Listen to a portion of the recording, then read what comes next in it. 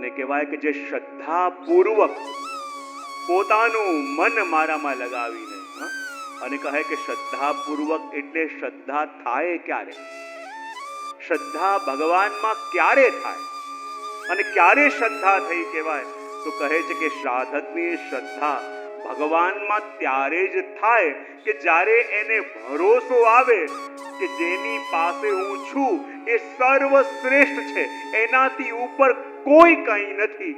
એ ભરોસો જ્યારે આવે ને ત્યારે એમાં શ્રદ્ધા જાગવા લાગે કે જો જેના હું શરણે છું એના માટે કોઈ પણ વસ્તુ અસંભવ નથી. સંભવને અસંભવ અને અસંભવને સંભવ કરવા વાળા આ છે. એ વિશ્વાસ જ્યારે આવે ત્યારે ધીમે ધીમે એના પ્રતિ આપણને શ્રદ્ધા જાગવા લાગે અને મન બુદ્ધિ એ વસ્તુને સ્વીકાર કરે ત્યારે એ શ્રદ્ધા ધીમે ધીમે આપણી જાગવા લાગે. અને શ્રદ્ધા ક્યારે જાગે? આપણા શાસ્ત્રકારોએ કહ્યું છે કે જુઓ, સૌથી પહેલા એ ભરોસો રાખવો જોઈએ જ્યાં સુધી એમ લાગે ને કે ના પ્રભુની કૃપા નથી, પ્રભુની કૃપા નથી, તો હંમેશા જીવનમાં ગમે તેટલા પ્રભુ વરસશે તો પણ એમ જ લાગશે કે કૃપા નથી, કૃપા નથી. બોલે ભગવાનની ઉપર ભરોસો કેમ કરીને આવે?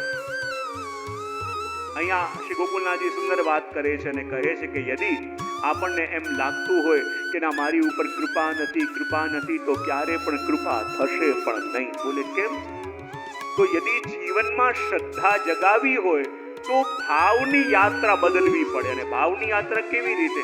તો ગોકુલનાથજી સરસ દ્રષ્ટાંત આપે છે અને કહે ગામમાં એક છોકરો રહેતો, એની ઈચ્છા હતી લગ્ન કરવાની, પણ એ ગમે ત્યાં પણ એની વાત ચાલે પણ નક્કી થાય નહીં. બોલે કેમ? એ વખતે રિવાજ હતો કે લગ્ન કરવા હોય તો કન્યા વાળાને આ જે વર હોય એને ઘણા બધા રૂપિયા આપવા પડે અને જ્યારે દ્રવ્ય આપે ત્યારે કન્યાના માતા પિતા લગ્ન કરવા માટે નક્કી થાય. અને આની પાસે કોઈ રૂપિયા હતા નહીં. પેલો વિચાર કરે લગ્નની ઉંમર થઈ ગઈ છે, લગ્ન કરવાની ઈચ્છા છે, પણ મારી પાસે કોઈ દ્રવ્ય છે નહીં તો કોઈ કન્યા મને આપશે નહીં. હવે એને વિચાર કર્યો લગ્ન કરવાની ઈચ્છા છે પણ લગ્ન થાય એવી વ્યવસ્થા નથી તો કરું શું? બોલે લગ્ન તો મારે ક્યારે થવાના છે નહીં કારણ કે એટલા રૂપિયા નથી, પણ લગ્ન કરવાની ઈચ્છા બહુ છે તો શું કરું? હું પરણેલો છું એમ માનીને જ રહેવા લાગુ. અને પછી શું થતું? એ જ્યારે ઘરેથી નીકળે તો બારણું બંધ કરીને ઘાંટો પાડે કે જો સાંજે હું વહેલો આવી જઈશ, મારા માટે આનું શાક બનાવજે. અને પાછો સાંજે આવે, પોતે બારણું ખોલે અને અંદર મોં જોડે ઘાંટા પાડે, અરે મેં આ શાક બનાવવાનું કહ્યું હતું, તે આ શાક કેમ બનાવ્યું? અને આજુબાજુ વાળા સાંભળે કે આ તો કુંવારો છે, એકલો રહે છે, તો આ વાતો કોની સાથે કરે છે? અને પછી રોજનો ક્રમ જ્યારે જતો હોય ત્યારે કહે કે ચિંતા ના કરજે, હું આજે વહેલો આવી જઈશ. અને પછી ઘરે આવે અને કહે અરે હું વહેલો આવવાનો હતો પણ શેઠે મને કોઈ કામ બતાવી દીધું એટલે આવતા મોડું થયું. હવે આજુબાજુ વાળાને નક્કી થઈ ગયું કે નક્કી આના ઘરમાં કોઈક રહે છે. છોકરો તો સારો છે પણ અચાનક શું થઈ ગયું? એવું કરીએ જ્યાં કામ કરે છે ને એ શેઠજીને એની ફરિયાદ કરીએ. અને જ્યાં શેઠજી પાસે ફરિયાદ ગઈ કે આ છોકરો જે તમારે ત્યાં કામ કરે છે, જો એને ઘરમાં કોઈને લાઈને રાખ્યું છે અને રોજ એની સાથે વાતો કરે છે. શેઠજી કહે આ તો બહુ ડાયો છોકરો છે, સમજદાર છે, સંસ્કારી છે, એ આવું કરે નહીં. બોલે ચાલો મારી સાથે. અને એના માલિકને લઈને બધા આજુબાજુ વાળા એના ઘરની બહાર આવ્યા. અને જ્યારે ઘરની બહાર હતા અને ધ્યાનથી સાંભળો, અને જ્યાં ધ્યાનથી સાંભળ્યું તો અંદર આવાજ આવતો હતો, અરે હું તને રોજ કહું છું કે આ શાક મને નથી ભાવતું, તો આ શાક કેમ બનાવે છે? અરે બીજા બધા શાક કેટલા મળે છે, કેમ લઈને નથી આવતી? અને પેલા શેઠજી પણ કહે આ વાતો થઈ રહી છે અંદર, અને કોઈની સાથે વાતો કરે છે અને નક્કી કોઈક હશે. બધાએ બારણું કકડાવ્યું અને બારણું કકડાવ્યું. પેલા છોકરા બારણું ખોલ્યું, અરે શેઠજી આપ અહીંયા ક્યાંથી? બોલે કે પેલા બતાવો અંદર કોણ છે? બોલે કોઈ નથી. અને શેઠજી અને આજુબાજુ વાળા પડોશીઓ બધા અંદર ઘૂસી ગયા. અને જ્યાં અંદર ઘૂસી ગયા આખું ઘર જોયું પણ કોઈ દેખાયું.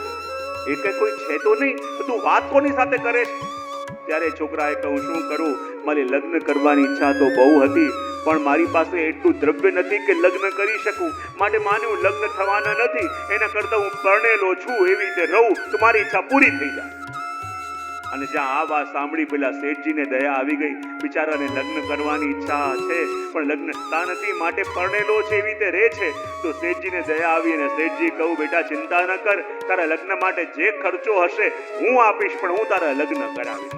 તો અહીંયા ગોકુલનાથજી કહે, આના લગ્ન થયા નતા પણ એ ભાવ કરતો હતો મારા લગ્ન થઈ ગયા, મારા લગ્ન થયા.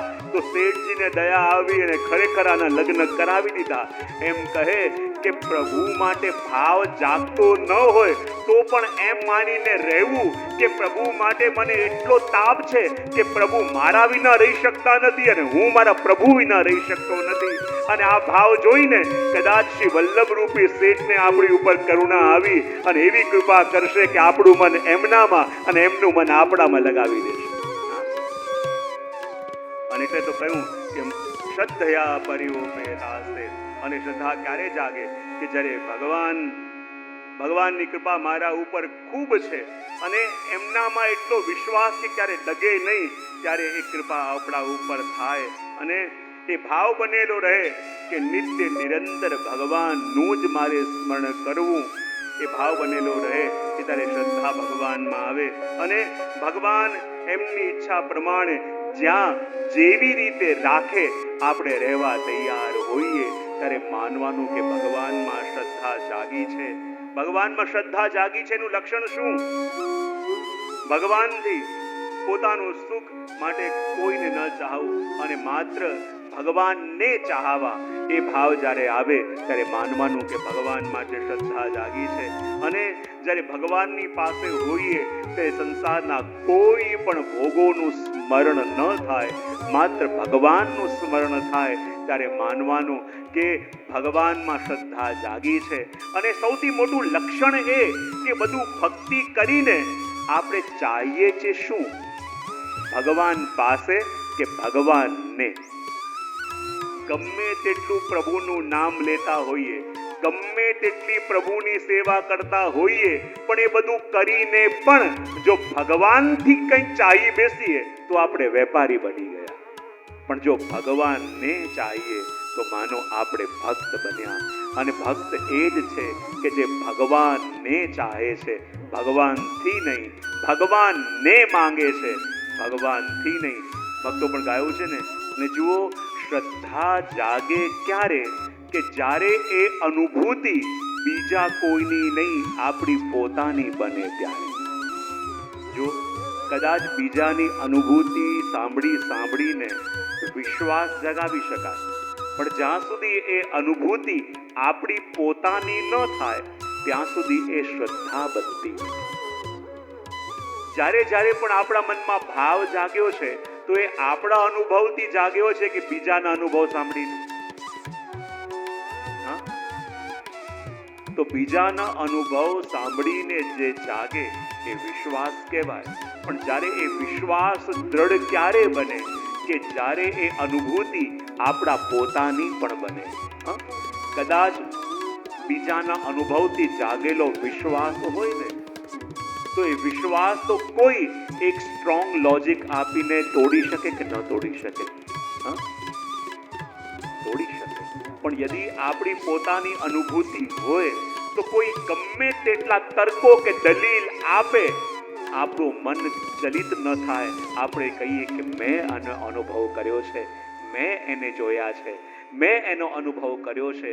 જ્યારે એ શ્રદ્ધા આવી જાય ત્યારે કોઈ પણ પ્રકારે એ ચલિત થતી નથી, માટે એને શ્રદ્ધા કહેવાય.